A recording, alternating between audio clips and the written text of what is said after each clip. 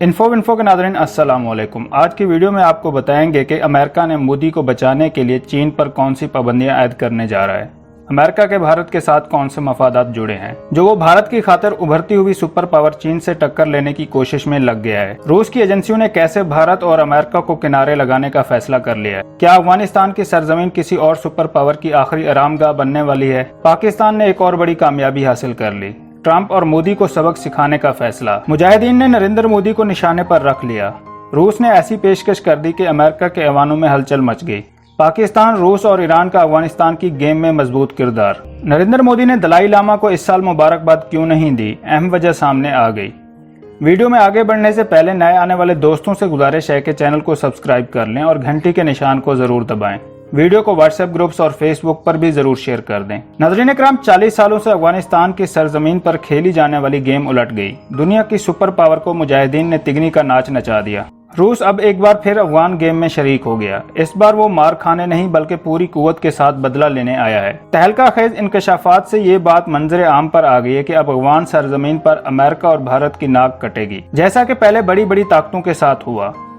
रूस की एजेंसियां इस वक्त मुजाहिदीन की मदद करने के लिए मैदान में आ गई ताकि भारतीय और अमरीकी अज़ाइम को सिरे से खत्म किया जाए। भारत की खुफिया एजेंसियों ने अफगान सरजमीन को पाकिस्तान के खिलाफ इस्तेमाल करने के लिए अपना एक ठिकाना बनाया हुआ था। अब इसे खत्म करने का वक्त आ गया। रूस की जानिब से मिलने वाली मुजाहिदीन को इमदाद ने अमेरिका के ऐवानों में एक खलबली सी मचा दी है। अमेरिका और भारत के नापाक अज़ाइम अब दोनों के लिए गले की हड्डी बन गए।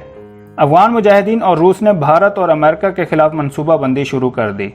अमेरिका की एजेंसियां रूस और मुजाहिदीन के इत्तेहाद को खित्ते के अमन के लिए एक खतरा करार देने लगी हैं। अमेरिका की पार्लियामेंट में आवाज़ें उठने लगीं। रूस ने मुजाहिदीन को भारत और अमेरिका के खिलाफ इकट्ठा कर दिया। इस बार अमेरिका और भारत की सरगर्म लॉबी को सिरे से ख़त्म कर दिया जाएगा। मुजाहिदीन की मनसूबाबंदी काम कर गई। अफगानिस्तान के सियासतदानों ने अमेरिका की जानिब से जारी बयान की नफ़ी कर दी। अफगान मुजाहिदीन की जानिब से रूसी इमदाद को खुश आमदीद कहा गया। अमेरिका को भी गलत बयानबाजी से बाज रहने का अंदिया मुजाहिदीन ने दे दिया। भारत और अमेरिका अफगान शहरियों के कातिल करार। मुजाहिदीन ने नेटो को भी जूते मारना शुरू कर दिए। सारी दुनिया को अमेरिका और इसके इत्तेहादी भारत का मकरूह चेहरा दिखा दिया। दोनों के साथियों को भागने का रास्ता भी मुयस्सर नहीं आएगा। मुजाहिदीन ने ऐसा घेरा तंग किया कि अमेरिका का जदीद तरीन दिफाई साजो सामान भी फारिग हो गया। अफगानिस्तान को अपने मफादात की खातिर इस्तेमाल करने वाला मोदी अब अपनी मौत को अपनी आंखों से देखने लगा। अफगान अमन अमल में मोदी ने जो कुछ किया, अब इसकी सजा का वक्त करीब आ गया। मुजाहिदीन ने भरपूर अंदाज में बदला लेने का ऐलान कर दिया। रूस की जानिब से दी गई इमदाद और दिफाई साजो सामान देखकर अमेरिका और इसके इत्तेहादी कांपने लगे। अमेरिका का मीडिया भी भारत के नक्शे कदम पर चलते हुए चीखों पुकार शुरू करने लगा। 2 दहाइयों तक अफगान सरजमीन पर दुर्गत बनवाने के बाद अमेरिका की अस्करी कुव्वत के कुछ हाथ न आया। आखिरकार मुजाहिदीन ने दोनों शैतानों का खात्मा कर दिया। रूस ने खित्ते के अमन के लिए शराकत दारी कर ली।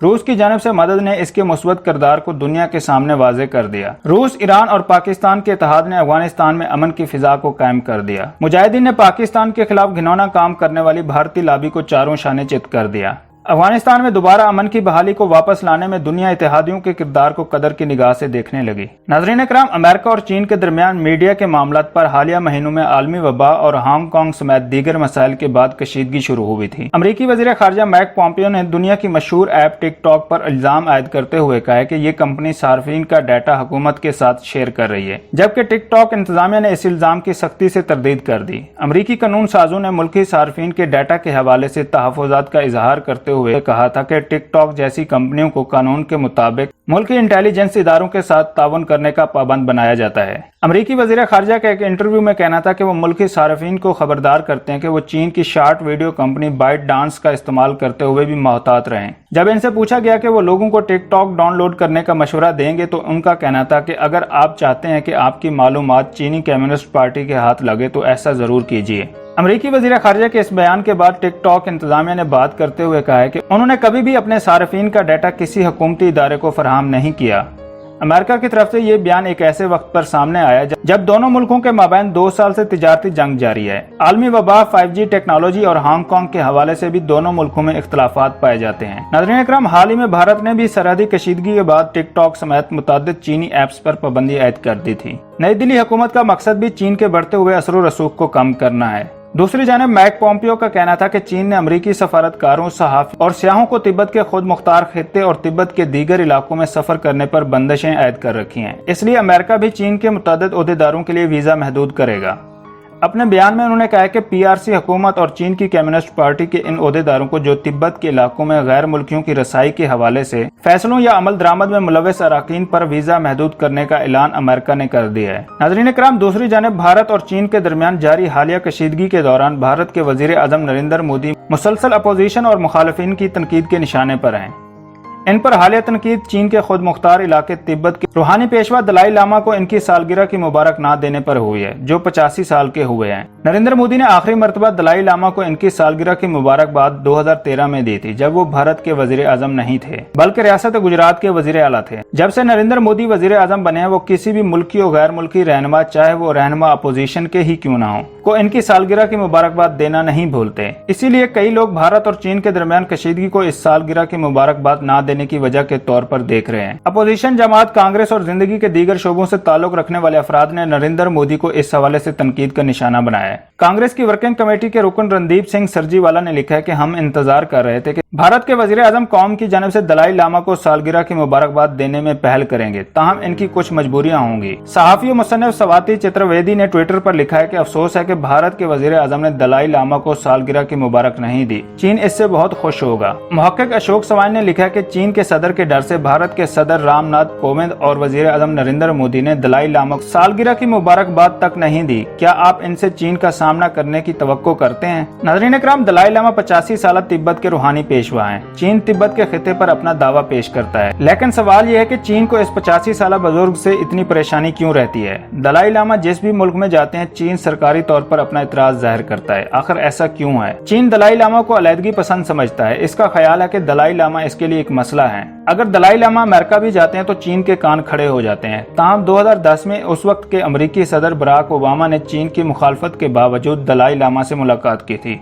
1409 में जय सकमापा ने झेलक स्कूल की बुनियाद रखी। इस स्कूल के जरिए बुद्ध मत की तबलीग की जाती थी। ये जगह भारत और चीन के दरमियान थी, जिसे तिब्बत के नाम से जाना जाता है। इस स्कूल के सबसे ज्यादा मशहूर तालिब इल्म गेंदन दरूप थे, जो बाद में पहले दलाई लामा बने। बुद्ध मत के पैरोकार दलाई लामा को एक इस्तारे के तौर पर देखते हैं। इन्हें हमदर्दी की इलामत समझा जाता है। दूसरी जानब इनके हामी इन्हें अपने कैद की हैसियत से भी देखते हैं। लामा का मतलब गुरु या उस्ताद होता है। लामा अपने लोगों को सही रास्ते पर चलने की तरगीब देते हैं। तिब्बत के बुद्ध मत के रहनुमा दुनिया भर के तमाम बौद्ध अफराद की रहनुमाई करते हैं। दलाई लामा को 61 साल पहले 1959 में तिब्बत छोड़ना पड़ा था और तिब्बत से वो इंडिया में मुकीम है। मुतादिद लोगों का कहना है कि वादी गुलवान में चीन के मौक़िफ़ के पेश नज़र इंडिया तिब्बत और दलाई लामा से अपनी पॉलिसी पर नजरसानी कर सकता है। हाल ही में तिब्बत के जिलावतन सियासी रहनुमा डॉक्टर लुब्सांग सांगे ने इंडिया से तिब्बत का मामला चीन के सामने उठाने के लिए कहा था। तिब्बत के मजहबी पेशवा दलाई लामा ने 31 मार्च 1959 को इंडिया में कदम रखा था। 17 मार्च को वो तिब्बत के दारुल हुकूमत लहासा पैदल ही निकलकर हिमालय के पहाड़ों को अबूर करते हुए 15 दिन के बाद इंडिया की सरहद में दाखिल हुए थे। नाज़रीन इकराम, दलाई लामा का इंतखाबी अमल ही मुतनाज़ रहा है। 13वें दलाई लामा ने 1962 में तिब्बत को आज़ाद करार दिया था। तकरीबन 40 साल के बाद चीन ने तिब्बत पर हमला किया। चीन का यह हमला उस वक्त हुआ जब 14वें दलाई लामा के इंतखाब का अमल जारी था। तिब्बत को इस जंग में शिकस्त का सामना करना पड़ा। कुछ सालों के बाद तिब्बत की अवाम ने चीनी हुकूमत के खिलाफ बगावत की। उन्होंने अपनी खुद मुख्तारी का मुतालबा करना शुरू कर दिया। ताहम बागियों को इसमें कामयाबी नहीं मिल सकी। इसके बाद दलाई लामा को लगा कि वो चीनी चुंगल में बुरी तरह फंस जाएंगे, चुनाचे उन्होंने इंडिया का रुख किया। उस वक्त तिब्बत के लोगों की एक बड़ी तादाद भी दलाई लामा के साथ इंडिया आई थी। ये 1959 की बात है। चीन को दलाई लामा का इंडिया में पनाह लेना पसंद नहीं आया था। तब चीन पर मौजे तंग की हुकूमत थी। दलाई लामा और चीन की कम्युनिस्ट हुकूमत के दरमियान कशीदगी बढ़ गई। दलाई लामा को पूरी दुनिया से हमदर्दी मिली, लेकिन अब तक वो जिलावतनी की जिंदगी गुजार रहे हैं। दलाई लामा का कहना है कि वो चीन से आज़ादी नहीं बल्कि खुद मुख्तारी चाहते हैं। मगर 1950 की दहाई से दलाई लामा और चीन के दरमियान शुरू होने वाला तनाज़ा अभी ख़त्म नहीं हुआ। दलाई लामा के इंडिया में रहने की वजह से चीन के साथ इंडिया के ताल्लुकात अक्सर ख़राब होते हैं। दोस्तों, वीडियो पसंद आई है तो लाइक और कमेंट करना मत भूलें, और अगर अभी तक आपने चैनल को सब्सक्राइब नहीं किया तो सब्सक्राइब कर लें और घंटी के निशान को ज़रूर दबाएं। वीडियो को व्हाट्सएप ग्रुप्स और फेसबुक पर भी ज़रूर शेयर कर दें।